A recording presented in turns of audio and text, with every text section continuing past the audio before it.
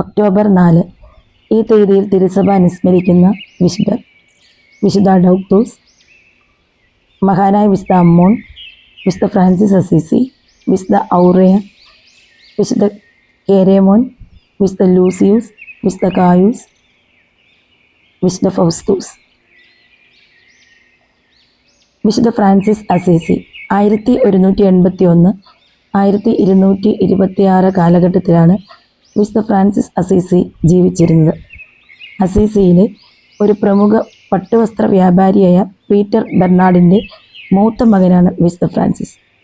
അമ്മ മകനെ പ്രസവിക്കാറായപ്പോൾ ഒരു അജ്ഞാത മനുഷ്യൻ ആ സ്ത്രീയോട് അടുത്തുള്ള കാലിത്തൊഴുത്തിലേക്ക് പോകുവാൻ ഉപദേശിച്ചു.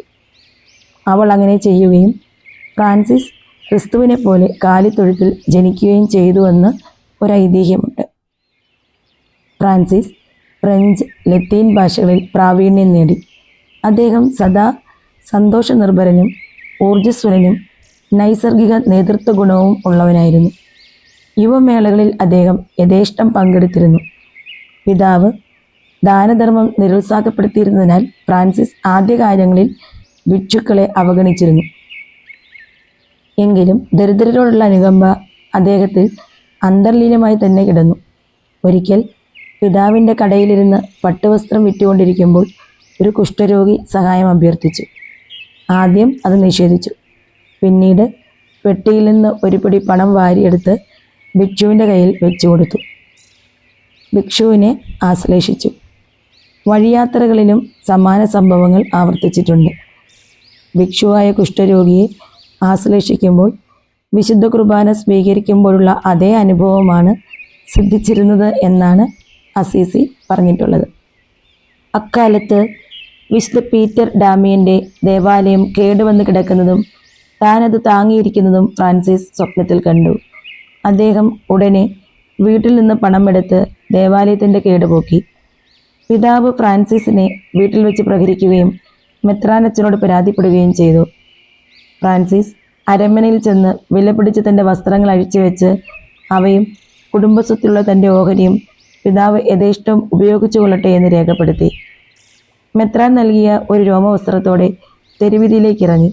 ഫ്രാൻസിസ് തന്നോട് തന്നെ പറഞ്ഞു, ഇനിമേൽ ദൈവം മാത്രമേ എനിക്ക് പിതാവായിട്ടുള്ളൂ. എനിക്കിപ്പോൾ സ്വർഗസ്ഥനായ പിതാവേ എന്ന് പരമാർത്ഥമായിട്ട് വിളിക്കാം. എൻ്റെ ദൈവമേ, എൻ്റെ സർവസ്വമേ എന്നതായി ഫ്രാൻസിസിൻ്റെ ജീവിത തത്വം. തെരുവീതിയിലേക്ക് ഇറങ്ങിയ ഫ്രാൻസിസിന് ശിഷ്യന്മാർ ധാരാളമുണ്ടായി. അങ്ങനെ ഫ്രാൻസിസ്കൻ സഭ ആരംഭിച്ചു. 6 പട്ടം വരെ അദ്ദേഹം സ്വീകരിച്ചു. എന്നാൽ പൗരോഹിത്യം സ്വീകരിക്കുവാൻ വിനയം അനുവദിച്ചില്ല.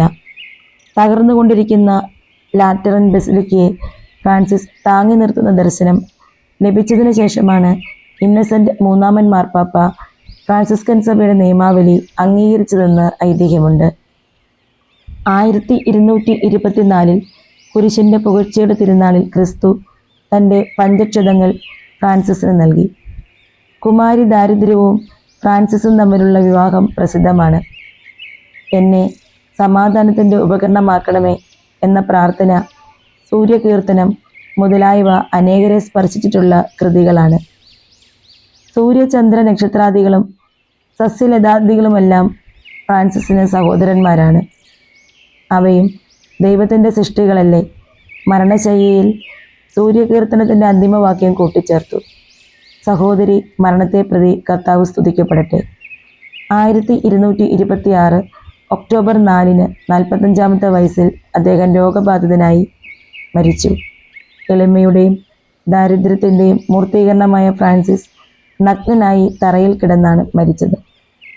ദാരിദ്ര്യത്തിൻ്റെയും പവിത്രതയുടെയും ജീവിതം സ്വീകരിക്കുവാൻ സമ്പത്തിൻ്റെയും സാമൂഹ്യ സ്ഥാപനത്തിൻ്റെയും ജീവിതം ഉപേക്ഷിച്ച ഒരു അതുല്യ ആത്മീയ വ്യക്തിത്വമായിരുന്നു വിശുദ്ധ ഫ്രാൻസിസ് അസീസി. അസീസിയിലെ സെയിൻറ്റ് ഫ്രാൻസിസ് മൃഗങ്ങളുടെയും പരിസ്ഥിതിയുടെയും ഇറ്റലിയുടെയും രക്ഷാധികാരിയായിട്ടാണ് തിരുസഭ അംഗീകരിച്ചിരിക്കുന്നത്.